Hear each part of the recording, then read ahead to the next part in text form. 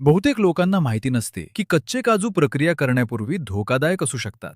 तुम्ही रोज आनंदानं खाता ते काजू सुरक्षित बनण्यासाठी एका खास प्रक्रियेतून जातात. ही प्रक्रिया काजूच्या झाडांपासून सुरू होते. झाडावर रंगीत काजूची फळे, काजू सफरचंद लागतात आणि त्यांच्या खालच्या भागाला एक काजू बी जोडलेले असते. काजूची काढणी झाल्यानंतर फळांपासून बिया वेगळ्या केल्या जातात आणि प्रक्रियेसाठी गोळा केल्या जातात.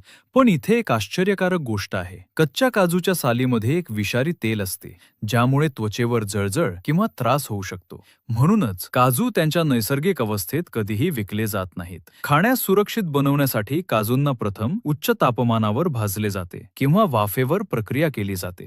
यामुळे हानिकारक तेल नष्ट होते आणि काजू पुढील प्रक्रियेसाठी तयार होतात. यानंतर काजूची कठीण साल काळजीपूर्वक फोडली जाते आणि आतला काजूगर बाहेर काढला जातो. मग काजू वाळवले जातात. आकार आणि गुणवत्तेनुसार त्यांची वर्गवारी केली जाते आणि पॅकिंग पूर्वी त्यांची तपासणी केली जाते.